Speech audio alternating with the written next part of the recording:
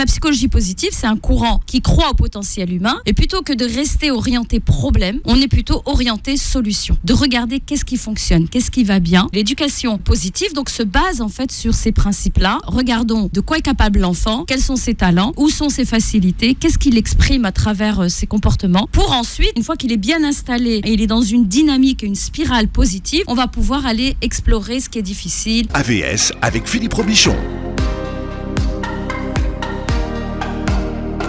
À votre santé, bonjour, bienvenue ce matin. Nous retrouvons Karima Chadibaou. Bonjour Karima. Bonjour Philippe, bonjour tout le monde. Voilà, vous êtes psycho-hypnothérapeute, énergéticienne, leader coach en développement personnel et vous avez cofondé aujourd'hui une école de naturopathie à Saint-Ouen. C'est bientôt d'ailleurs la prochaine... En septembre. En septembre. Oui, à la rentrée de septembre. Je sais pas pourquoi je pensais qu'il y avait une rentrée en juin, moi. Non, il y a des séminaires en juin, là, on vient le week-end dernier, on avait un séminaire en énéagramme sacré, voilà, et donc, et encore quelques séminaires, là, pour les week-ends, des petites formations, pour les gens qui veulent, soit pour des futurs thérapeutes, ou les gens simplement qui ont envie de se travailler eux-mêmes, et de profiter des vacances, profiter du temps qui nous est donné, et de ces belles journées. Formez-vous. Voilà, formez-vous, et travaillez-vous, et développez-vous, voilà, c'est... un petit peu le leitmotiv dans lequel je suis en ce moment. Comment éduquer vos enfants avec la psychologie positive? Et nous verrons ce matin avec vous, Karima, des exercices pour que les enfants donnent le meilleur d'eux-mêmes. Bon, bien sûr, les parents veulent ce qu'il y a de mieux pour leurs enfants. J'imagine que vos parents, quand ils vous ont élevé, ils n'avaient pas de livres, et ils n'allaient pas à des ateliers de parentalité, d'éducation positive. Non, du tout. Ils y sont allés avec leur feeling, avec leur bonne volonté, avec tout leur amour et toute leur histoire aussi, hein. Donc voilà, et puis après, écoutez... Mais ils s'en sont sortis. Ah oui, même oui. Vous-même, quand vous avez élevé vos enfants, il n'y avait pas énormément de livres. Il y avait peut-être les livres d'Isabelle Filiosa, mais il n'y avait pas grand-chose. Il n'y avait pas grand-chose. Oui, hein. Absolument. Ça a quand même beaucoup changé. Hein. Énormément, et maintenant, il y a un livre qui doit sortir toutes les 7 minutes, toutes les 10 minutes, un livre sur l'éducation positive, l'éducation bienveillante, la psychologie positive, et... toutes ces belles avancées scientifiques et notamment neuroscientifiques aussi sur la découverte en fait du cerveau de l'enfant, de son fonctionnement, et tous les apports qui sont développés après les travaux bien sûr des apports du docteur Françoise Dolto, du docteur Winnicott, de tout le courant en fait de la psychanalyse, et ensuite bien sûr de Martin Seligman, tout ce qui est le courant de la psychologie positive, donc tous ces apports-là, voilà, et qui nous aident en tant que parents à connaître, à découvrir qui est notre enfant et comment justement développer son plein potentiel avec les outils bien sûr de la psychologie positive. Alors la psychologie positive, c'est pas la pensée positive, hein, c'est pas exactement la même chose. Non, la pensée positive fait partie de la psychologie positive, c'est l'orientation de ma pensée, l'orientation de mon esprit. La psychologie positive, c'est un courant en fait qui est né il y a pas très longtemps, hein, le courant les fins des années 70, voilà, les 70, 80. Et notamment, c'est le courant qui croit au potentiel humain. C'est-à-dire que, en fait, comment on définit une pathologie, Philippe? Comment on définit quelqu'un qui est malade? On le définit à travers... Je vais le dire plutôt dans le sens contraire. Je vais faire l'analyse dans le sens contraire. C'est-à-dire comment on définit quelqu'un qui va bien, quelqu'un à la normalité. C'est positif un peu. Voilà, je vais être positif. Comment on définit la normalité? C'est par rapport en fait à la pathologie. Par rapport à la pathologie, notamment, on a eu les travaux d'Abraham Maslow. Donc, tout le monde connaît la pyramide de Maslow avec la pyramide des besoins. Non, pas tout le monde, d'accord. Donc, c'est la pyramide, en fait, des besoins, les 6 besoins fondamentaux. En fait, il y en a plus d'une centaine, mais qui ont été, en fait, catégorisés et recueillis en fait dans différentes parties, en fait certains besoins. Il y a des étages. Il y a des étages, les besoins de survie, besoins physiologiques, les besoins de sécurité, les besoins affectifs, les besoins d'appartenance, les besoins d'estime de soi et les besoins de réalisation de soi ou d'actualisation de soi. C'est avant les besoins de Netflix. Hein. Oui, oui, ça faut voir. Pour certaines personnes, c'est des besoins de survie. On est à la base de la pyramide. Base, voilà, à la base de la pyramide. Donc en fait. Et l'OMS, quand elle parle de la santé, la définition de la santé, l'OMS, donc l'Organisation mondiale de la santé, on nous parle de la santé physique, psychologique et sociale. D'accord ? Donc ça veut dire quoi ? Ça veut dire qu'on va déterminer le bien-être de quelqu'un à travers en fait donc sa physiologie, son physique, d'accord, sa bonne santé physique, sa bonne santé mentale et psychologique et sa bonne santé sociale, c'est-à-dire relationnelle et sa capacité à rentrer en relation avec les autres. Donc la psychologie positive, c'est un courant qui croit au potentiel humain et plutôt que de rester orienté problème, on est plutôt orienté solution. De regarder qu'est-ce qui fonctionne, qu'est-ce qui va bien, d'accord ? Et c'est tout le courant aussi des thérapies brèves quand on travaille en thérapie.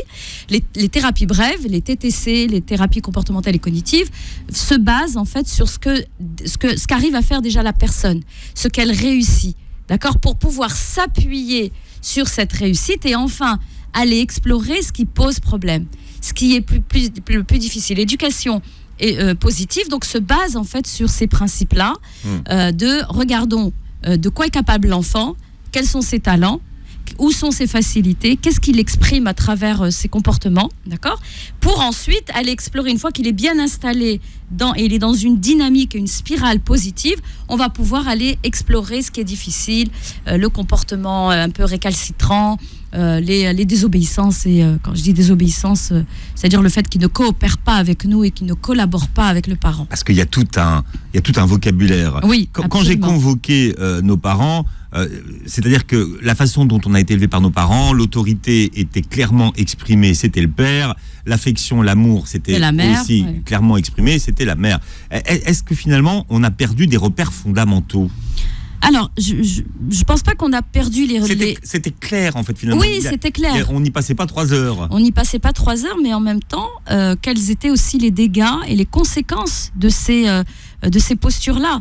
C'est-à-dire que on assigne le père, donc le père de famille, le chef, l'autorité, pater familias, l'image vraiment de cette famille. Le père faisait les gros yeux, il y avait personne qui mouftait. Oui, ça c'est clair. Et on a encore, pas toujours les pères. Des fois, il y a des mamans aussi qui ont incarné ce côté un peu moins.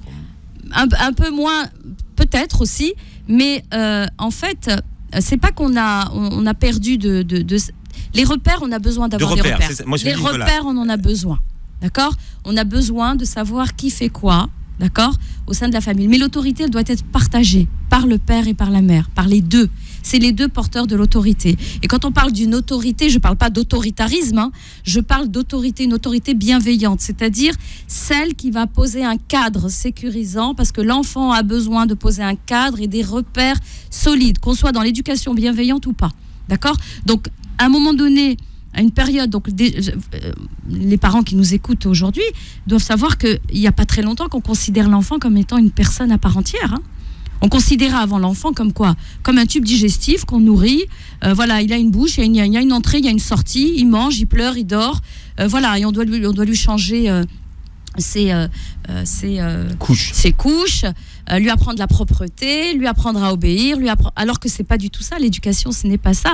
Et même moi, j'ai un petit peu de difficulté avec ce mot déjà. C'est intéressant ce que vous dites, puisqu'en fait, on apprenait à l'enfant à obéir. Oui. Et il fallait que l'enfant soit obéissant et finalement qu'il fasse ce que ses parents lui demandaient. Parce qu'on était dans un rapport de soumission-domination. Le parent, le tout sachant, le détenteur du pouvoir, c'est lui qui donne les ordres, donc que ce soit le père ou la mère, qui donne les ordres et l'enfant est un exécutant et il doit obéir.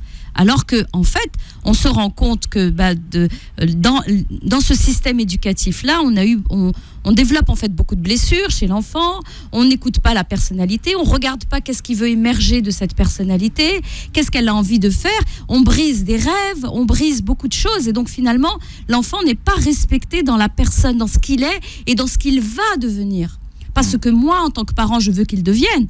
D'accord ? Mais une projection de moi ou une extension de moi en tant que parent, mais l'enfant en tant que personne avec des émotions, avec une intelligence, avec des besoins, avec une volonté, avec un discernement, avec une conscience morale aussi. Et on s'est rendu compte qu'en fait, la conscience morale aussi, parce que c'est important, et c'est en ça qu'on a beaucoup aussi perdu de repères aujourd'hui, parce que toutes les valeurs en fait universelles, les valeurs importantes ont été parce que on navigue en fait dans des eaux un peu floues où on sait plus trop bien.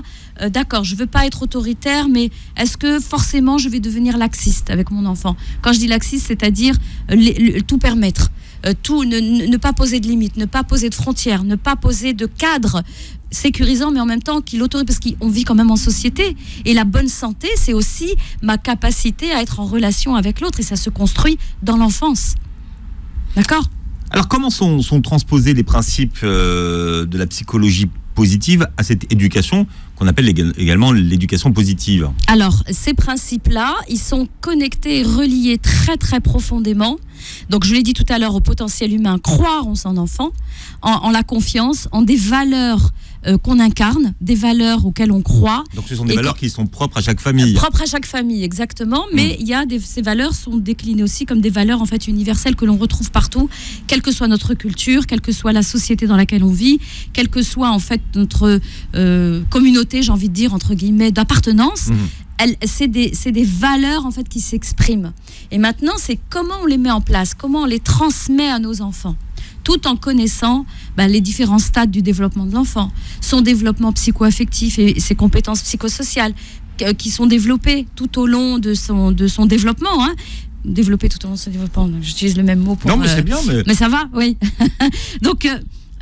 on reconnaît l'enfant déjà en tant qu'une personne à part entière et donner du sens, donner une direction à sa vie. Moi, je suis une fan d'un psychiatre autrichien qui est décédé maintenant, Viktor Frankl, je ne sais pas si vous le connaissez, Philippe, qui a écrit, d'ailleurs c'est un des fondateurs de la logothérapie, la thérapie en fait qui donne du sens. Et cet homme a vécu, en fait il a été déporté, il a vécu dans les centres de concentration et il s'est posé la question en sortant de là, donc il a survécu, et en sortant de là il s'est posé la question, qu'est-ce qui fait qu'il y a certaines personnes qui ont survécu, d'accord, qui ont vécu tout ça et qui ont été dans la résilience. Maintenant, c'est un mot qui est très à la mode. La résilience, c'est cette capacité à pouvoir rebondir, à pouvoir transformer ce que l'on vit, nos blessures en force, et en tirer des enseignements, des apprentissages. Et qu'est-ce qui fait que certaines personnes résistent et dépassent leurs difficultés et transforment ça et en font un élan de transformation, de changement. Et qu'est-ce qui fait que d'autres personnes, en fait, n'arrivent pas à dépasser et restent bloquées en tant que victimes et plus des survivants, en fait, de ce qu'ils ont vécu. Et donc, quel est l'objectif de cette éducation positive, contrairement à l'éducation à l'ancienne ou classique ou traditionnelle? L'éducation positive, c'est déjà donner confiance à l'enfant, donner du sens à ce que l'on fait, donner du sens à ce cadre, d'accord, du sens, donner une direction structurée en fait. À l'époque, j'ai envie de dire, même moi quand j'ai débuté, bon, maintenant mes enfants sont grands et ils ont été, moi j'ai navigué, j'ai vogué, je sais pas quel mot je peux utiliser là, dans ces eaux un peu troubles. Vous avez fait des allers-retours. J'ai fait des allers-retours, exactement, voilà. J'ai fait des allers-retours entre une éducation à l'ancienne, c'est-à-dire autoritaire, avec beaucoup de règles. Tu fais comme si c'est moi le chef, c'est moi, donc ma grande fille qui a 24 ans, elle qui a un peu subi jusqu'à l'âge de 6 ans, ces méthodes-là, et jusqu'au moment où tout se joue avant 6 ans.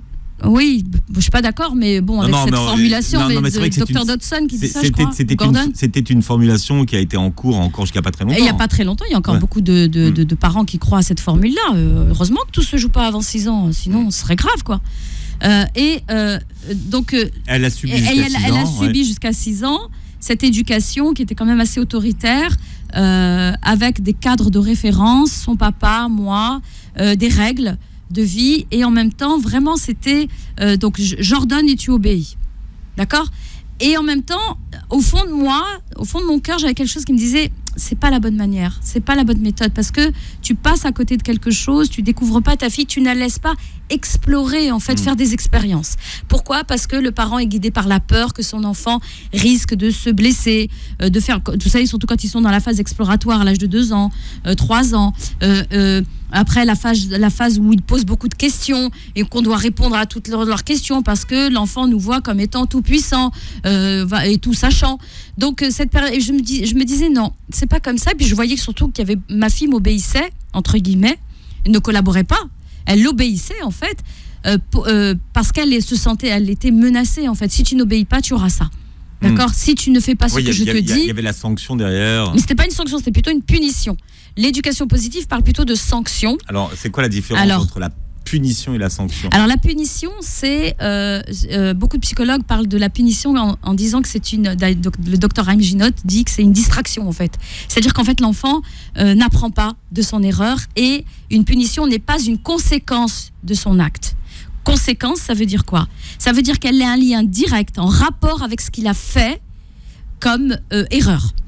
Ça c'est la punition. Exemple, tu as frappé ton frère ou tu as frappé ta sœur alors qu'on sait que la violence est interdite au sein du foyer. Tu ne frappes pas ton frère, tu ne frappes pas ta sœur. Une punition, ce serait quoi? Ce serait de le priver de jeux vidéo, le priver de la télé, priver de sorties, priver de plein de choses, priver de dessert. C'est une privation. Mais la privation qui est faite n'a aucun rapport avec la violence. N'a aucun rapport avec l'acte qu'il a commis. Ouais. D'accord? La sanction, c'est une conséquence directe de son action. C'est-à-dire, on sanctionne un acte en fait. On sanctionne un acte, exactement. D'accord. On ne sanctionne pas l'enfant. On sanctionne un acte, un comportement, et on lui apprend à réparer ce comportement. On lui apprend à faire différemment et à trouver des solutions.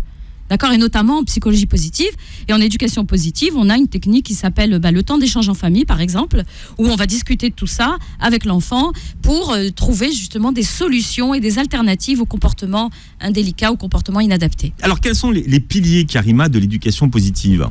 Alors, les piliers, on a le premier pilier, c'est une éducation affective. Ça veut dire quoi? Affective et émotionnelle, ça veut dire qu'il est à l'écoute des émotions de l'enfant.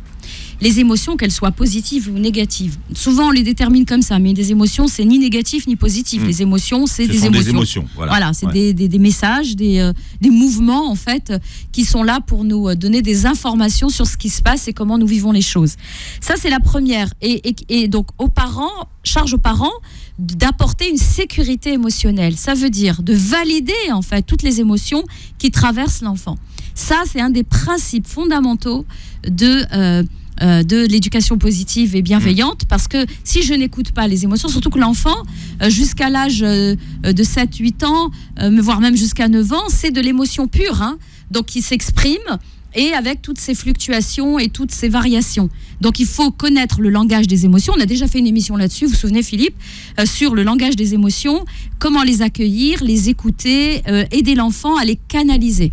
D'accord? Et à gérer ses émotions, à écouter le message de ses émotions, parce qu'en fait, l'enfant, son cerveau, donc ça c'est l'apport des neurosciences, le cerveau de l'enfant n'est pas capable, en fait, il arrive à maturité à l'âge de 24-25 ans, d'accord? Donc quand je dis le cerveau, c'est-à-dire la partie préfrontale, d'accord? Et donc jusqu'à cet âge-là, il est même pas à la période aussi de l'adolescence, avec tout ce qui se passe, la puberté, les hormones, le flux des hormones qui se développent et qui sont alors j'ai perdu le mot, qui sont sécrétées par les glandes endocriniennes et tout ça, voilà, je vais dire ça comme ça, voilà, et qui en fait l'enfant et l'adolescence, c'est une bataille d'hormones, exactement, une tempête hormonale, comme diraient certains médecins. Et donc accompagner l'enfant, le guider pour l'aider à canaliser en fait ses émotions, à les exprimer et à agir en conséquence. Mais est-ce qu'on en fait des gens qui sont trop centrés sur eux-mêmes et qui sont trop à l'écoute? Alors justement, c'est ce qui est décrié sur la psychologie positive et l'éducation bienveillante. On s'imagine en fait que ça y est, c'est le monde des bisounours, on va laisser l'enfant s'exprimer, on parle plus de caprices parce qu'on dit non, il fait pas des caprices, c'est juste un besoin qui s'exprime, parce qu'on va parler des besoins, et donc du coup, beaucoup de parents se disent oh là là, mais je vais me faire bouffer par mon enfant, je vais être dépassé, je vais jamais y arriver, alors que bon, une bonne fessée n'a jamais fait de mal, voilà, lui remonter un peu les bretelles, ça n'a jamais fait de mal, être un peu vexant, ça n'a jamais fait de mal. Oui, peut-être ça n'a jamais fait de mal, et ça dépend de notre tempérament d'origine, j'ai envie de dire, mais on va pas en faire, au contraire, on va en faire des enfants équilibrés, des enfants épanouis, des enfants qui se connaissent, d'accord, et qu'on va pas retrouver à l'âge de 40 ans dans le cabinet d'un psychothérapeute qui va venir lui expliquer ce qui se passe en lui, les choix, les blessures de l'enfance, etc., d'accord. Ça ne veut pas dire qu'on ne fait pas de dégâts non plus. Les études prouvent que ceux qui réussissent le mieux dans la vie et dans la vie professionnelle sont des gens qui se connaissent bien. Exactement. Et pour se connaître bien, le passage par les émotions, c'est une case par laquelle on est obligé de passer. D'accord ? Connaître ses émotions, connaître son tempérament, connaître en fait ses besoins et ses envies et ses désirs. Donc, une éducation émotionnelle et affective. Ça, c'est la première. Le deuxième pilier, c'est bien sûr toutes les émotions. Nous, on a une phrase qui dit « Toutes les émotions sont valables ». D'accord ? Mais pas tous les comportements. Ça veut dire quoi ? C'est pas parce que je suis en colère que je vais retourner la table. C'est pas parce que je suis en colère contre mon frère que je vais lui cracher dessus. D'accord ? Quand je suis petit. C'est pas parce que la maîtresse m'a mis une mauvaise note ou m'a réprimandé parce que j'avais un comportement inadapté que ça veut dire que je vais l'insulter ou lui manquer de respect. Il y a des règles de vie que l'on pose, d'accord, qui ont du sens et qui sont reliées profondément avec quoi ? Avec nos valeurs. Si pour moi la violence c'est une anti-valeur, pour moi la non-violence, la bienveillance c'est une valeur. Comment je la fais vivre au sein de mon foyer ? Comment je la transmets à mes enfants ? Donc c'est des règles de vie, c'est ce qui donne du sens, c'est ce qui va structurer mes principes éducatifs, d'accord ? Et le fait qu'il y ait des règles de vie vont garantir aussi la sécurité physique de l'enfant, d'accord ? La sécurité physique et la sécurité mentale. Donc, ce que j'ai le droit de faire, ce que je n'ai pas le droit de faire. Mais ces règles, elles sont sous quelle forme, Karima ? C'est-à-dire les règles, ce sont des règles écrites, ce sont des règles qui sont verbalisées. C'est des règles qui sont verbalisées. Moi, j'ai 5 principes que j'utilise pour justement travailler les règles. Et je dis tout le temps aux parents que je reçois et qui assistent à mes ateliers, vos règles, elles doivent être co-construites avec vos enfants. Même s'il n'a que 4 ans, 3 ans, 5 ans, 7 ans, 8 ans, 14 ans. Ils doivent participer à l'élaboration du cadre. Exactement, parce que votre enfant, c'est votre allié. Donc, à l'élaboration du cadre. Parce que c'est un cadre qui est flexible, qui est souple, d'accord ? Et qui est aussi donc, souple, constant. Un cadre co-construit avec l'enfant. Un cadre aussi où la règle, elle est connue. Nul n'est censé ignorer la loi. Donc, je dois l'écrire quelque part. L'enfant doit la savoir. Soit je la répète d'une manière auditive, soit je l'écris visuelle pour que l'enfant la voie. D'accord ? Et la règle, elle doit être aussi assortie de conséquences. Si je ne respecte pas cette règle, voilà ce à quoi je suis, ce que je risque en fait comme conséquence si je ne respecte pas cette règle. Alors, il y en a combien, vous est-ce qu'il y a un nombre qui est idéal ? Pour moi, le nombre idéal, 5, exactement. Moi, je parle de 5 règles que l'on pose, et à chaque fois qu'une règle est intégrée, donc je l'enlève, elle est toujours valable, d'accord ? Elle est valable, mais je rajoute une 5e à chaque fois. 5, moi je trouve que c'est un bon chiffre. En plus, même spirituellement, j'aime beaucoup ce chiffre. C'est vraiment, il nous aide en fait. C'est facile à retenir. L'enfant connaît les règles, donc on lui rèpète, d'accord ? Donc éduquer, c'est répéter aussi. Et ça, je le dis tout le temps aux parents. Ils me disent, oui, je répète à chaque fois. Oui, mais c'est avec la répétition que l'on apprend en fait les règles et qu'on apprend aussi à évoluer et à avancer. Si on ne répète pas, ça sert à rien. D'accord ? Et puis donc, trop de règles tue les règles. Et trop de règles, oui, il ne faut pas que ce soit la liste. Non. 5 règles, moi je les accrochais à l'époque pour mes enfants. Non, du tout. Et je les accroche sur le frigo. Les enfants les connaissent.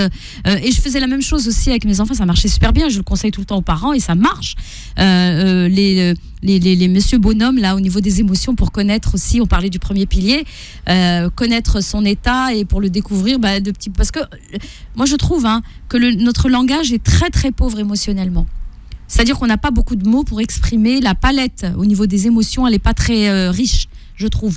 Donc il faut la développer et aller connecter les sensations et le ressenti. Par exemple, je suis en colère, c'est quoi la colère pour toi ? Comment est-ce que tu la vis dans ton corps ? Parce qu'on a différentes manières de la vivre. Il y a des invariants, comme par exemple la chaleur, la crispation, la mâchoire, les yeux qui exorbitaient, oui, mais certains enfants la vivent aussi différemment. Donc on a le 3e pilier, c'est reconnaître l'enfant comme étant une personne à part entière, avec des besoins, des désirs, une volonté propre, une détermination, une confiance, développer sa confiance. Il vient déjà avec une confiance qu'il va falloir en fait guider et accompagner, et bien sûr faire tout ça dans une écoute empathique et un amour inconditionnel. C'est pas un jour je t'aime et un jour je t'aime pas, je t'aime plus. Aimer les enfants comme ils sont. Comme ils sont. Et pour ce qu'ils sont. Et pour ce qu'ils sont, exactement. Et voir aussi leur brillance. D'accord ? Voir leur brillance et aider à l'élaboration à faire sortir en fait leur brillance. Ça, c'est fondamental. On a les principes. J'ai ramené des livres, Philippe, si je peux les montrer tout de suite. L'émission est filmée. De Martin Seligman, notamment, si vous voulez découvrir la base, en fait, de la psychologie positive, Vivre la psychologie positive, donc de Martin Seligman. J'aime beaucoup ce livre parce que c'est un livre-outil où il y a plein d'exercices donc, que vous pouvez faire pour vous connaître vous-même déjà en tant qu'être, en tant que personne et en tant que parent. Et sinon, pour les parents, il y a celui d'Agnès Dutheil, la psychologie positive avec les enfants, voilà, qui est pas mal aussi, avec plein d'exercices et de l'expérience de cette dame qui a 5 enfants. Et une infirmière. Voilà, exactement, et qui, pour faire sortir, faire émerger, et qui est grand-mère, pour faire émerger le meilleur de nos enfants. Voilà, donc cela, et puis bien sûr les bases de la discipline positive, hein. Donc je suis formée à la discipline positive, et le petit cahier d'exercice de la pensée positive. Tout à l'heure on parlait de ça, la pensée positive qui fait partie d'un des principes de la psychologie positive. On parlait tout à l'heure de responsabilisation, de l'autonomisation, Karima. Déjà, comment est-ce qu'on peut, et quels sont les outils dont les parents disposent pour responsabiliser les enfants ? Alors, la quête de l'autonomie, déjà, elle se fait naturellement chez l'enfant. Dès l'âge, même quand il est tout petit, on le voit, quand il est sur sa chaise haute et qu'on lui sert le repas et qu'on est là à lui donner, il veut prendre lui-même la cuillère. Il veut manger tout seul, même s'il va en mettre partout. Et ça fait partie justement de l'apprentissage, hein. Donc déjà, le parent doit être attentif et observer à quel moment en fait l'enfant est en quête de cette autonomie et qu'il la demande. Donc le parent doit la donner. D'accord ? Il doit la donner dans un cadre bien sûr sécurisant pour pas que l'enfant se mette aussi en danger.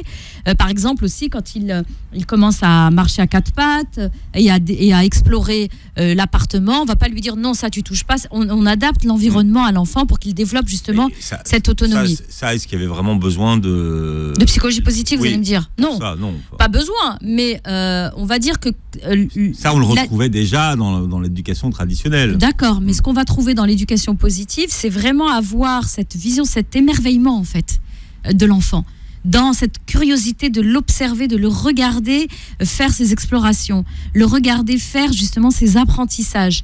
L'autonomie, c'est vraiment lui montrer qu'il a cette liberté de choisir, d'accord ? Et pas tu fais ça et c'est comme ça et t'as pas le choix. Et surtout quand il arrive à la préadolescence, donc autour des 10 ans jusqu'à l'âge de 12-13 ans, ensuite à l'adolescence, il est capable en fait de faire un choix, de décider et de subir des conséquences. L'autonomie, elle est toujours, la responsabilité est toujours assortie des conséquences. Si je fais ce choix-là, voilà la conséquence qu'il va y avoir. Si je fais cet autre choix, voilà la conséquence. Et je choisis justement en conséquence. Et la quête de l'autonomie, apprends-moi, Maria Montessori disait que l'enfant, c'est que s'il pouvait nous parler quand il est tout petit ou même après, aide-moi à faire seul. D'accord ? Quand l'enfant veut apprendre à faire les lacets, il va pas apprendre. C'est pas ce matin je me réveille, je claque des doigts et je décide que mon enfant va être autonome. C'est pas comme ça.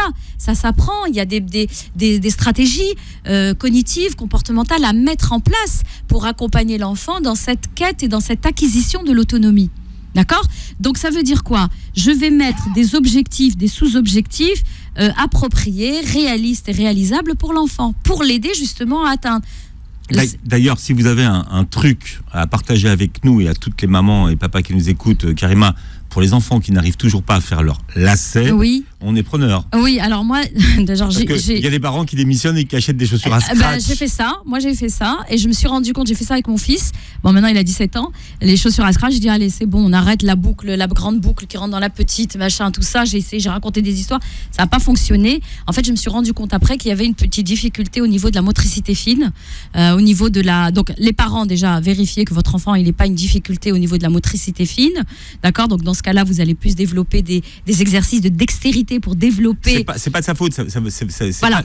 C'est pas l'enfant qui ne veut pas. Exactement. C'est qu'effectivement, ça peut venir d'une difficulté de motricité, d'accord, d'une difficulté aussi de transmission dans comment peut-être que l'outil de transmission que vous utilisez à travers l'histoire, à travers un jeu, n'est pas adapté à l'enfant, soit il est trop, c'est trop pour son âge, d'accord. Donc le parent est très très, on va dire pas optimiste, mais très. Bon, j'ai perdu le mot ce matin, je sais pas, je perds mes mots. Je sais pas, d'ailleurs, le parent est quoi, volontaire ? Un peu plus que volontaire, c'est-à-dire qu'il est il va surestimer. Je veux dire ça comme ça. Il va surestimer. Je claque des doigts. Surestimer en fait la capacité de l'enfant, parce que beaucoup de parents, et je reçois aussi, qui surstimulent l'enfant. D'accord. Et puis après, ils s'étonnent que l'enfant s'ennuie après en classe ou qu'il. Donc, les petits trucs que vous pouvez faire par rapport justement à l'apprentissage de nouer ses lacets, d'accord, au lieu d'acheter des chaussures Scratch, d'accord. Donc, on vérifie on vérifie d'abord la motricité si tout fonctionne bien. Si l'enfant a 10 Ensuite, ans, 11 ans, 12 ans ne fait toujours pas ses lacets. Donc, dans ce cas-là, ça veut dire que soit on n'a pas pris le temps de lui apprendre, c'est-à-dire c'est pas juste avant de sortir, on a 5 minutes pour sortir, dépêche-toi de faire tes lacets et de sortir. Non, c'est-à-dire qu'on prend le temps, on installe, on aménage un temps d'apprentissage et on va mettre différentes étapes dans cet apprentissage. Étape 1, étape 2, étape 3. Étape 1, c'est déjà comment je prends les lacets en main. Étape 2, comment je vais nouer, faire un nœud. D'accord. Et donc je vais passer du temps avec des cordes et moi j'aime beaucoup utiliser aussi toutes les compétences transversales, c'est-à-dire que pas forcément être sur la chaussure avec le lacet, mais on peut nouer un nœud de cravate. Bon, là, ça va être un peu compliqué à cet âge-là, mais nouer un cordon, nouer, je sais pas moi, jouer avec un cerf-volant, voilà, et avec une ficelle. Bon, il y a plein de choses qu'on peut faire à ce niveau-là. Et au final, votre fils, donc, il les a fait à quel âge ? Il les a fait, il avait quand même 12 ans. Oui. Voilà, à 12 ans, ça y est, maintenant, Bravo, je le vois. Et maintenant, même, il l'a fait à sa manière. Il les fait pas comme moi je lui ai appris, mais finalement j'ai lâché prise là-dessus. Il a trouvé un truc. Et il a trouvé un truc et ça y est, ça s'est débloqué. Maintenant il le fait très très bien. Voilà. Un mot qui revient souvent dans l'éducation positive, c'est le mot de gratitude. Oui. Alors comment on l'utilise ce mot de gratitude ? Alors on parle souvent de tenir un journal de gratitude. Ça c'est tout le monde le fait maintenant. Pardon. Tout le monde le fait. Ah bon ? Ce journal de gratitude, presque tout le monde. Enfin, je sais pas, moi je le fais. Moi j'ai un journal de gratitude. Oui, mais oui. Que vous tenez au quotidien ? Que je tiens, peut-être pas au quotidien, mais en tout cas dans la semaine, je fais mon journal je profite en fait de mes moments de méditation pour me mettre pour cette mise en gratitude de ce que j'ai, de ce que je suis reconnaissante de ce que la vie me donne, de ce que Dieu me donne. Donc je suis une croyante, donc de ce que Dieu me donne, des expériences de vie même quand elles sont difficiles. Et quand on se met en gratitude, dans cette posture de la gratitude, il y a même, je sais pas si vous connaissez Philippe, la danse de la gratitude, moi que j'ai appris à mes enfants. Bien. Alors, est-ce que vous voulez bien... Non, je ne vais pas la faire ici. Un peu la danse de la gratitude. Ça passe bien à la radio. Ouais, donc la danse de la gratitude. Parce que moi, j'étais resté à la danse des 7 voiles. Oui, alors il y a la danse des 7 voiles, il y a la danse des 5 rythmes et il y a la danse de la gratitude. C'est-à-dire qu'en fait, vous vous exprimez avec votre corps tout ce en quoi vous êtes reconnaissant. D'accord. Et moi, dans ma pratique aussi spirituelle et méditative, et même dans l'accompagnement avec les enfants, je leur dis, ok, de quoi es-tu reconnaissant aujourd'hui ? D'accord. De quoi es-tu reconnaissant ? Et ça, c'est important, c'est de défocaliser sur ce qui ne va pas. C'est un des principes. Je défocalise sur ce qui ne va pas pour aller focaliser sur ce qui va bien et qui fonctionne. Pourquoi ? Pour noyer en fait ce qui ne va pas, la négativité, dans la positivité. Qu'à un moment donné, la négativité va devenir, c'est physique, va devenir positive. D'accord, de dire ok, pour le moment je n'y arrive pas. Ça permet de recadrer une expérience négative.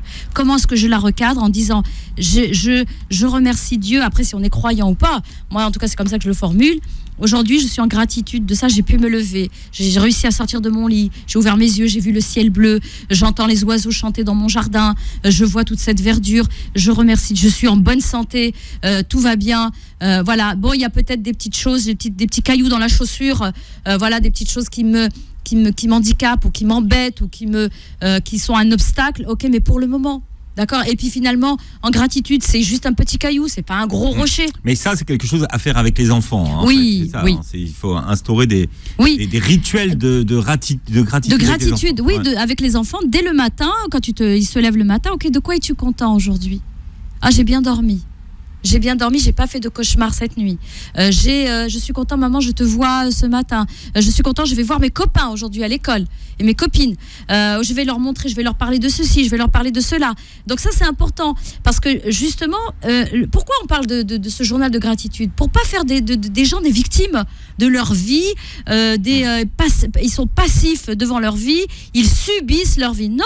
Quand on se met dans la gratitude, c'est que je fais le choix d'accepter ce qui m'arrive et ce qui se passe pour moi. Alors, il faut savoir être empathique avec ses enfants. Alors, a priori, tout le monde est empathique avec ses enfants. Alors, moi, je connais... Ça veut dire quoi, être empathique ? Vous n'aimez pas, vous ? Non, c'est pas que j'aime pas. moi je pars du principe qu'il n'y a pas un parent malveillant. Pour moi, les parents ne sont pas malveillants.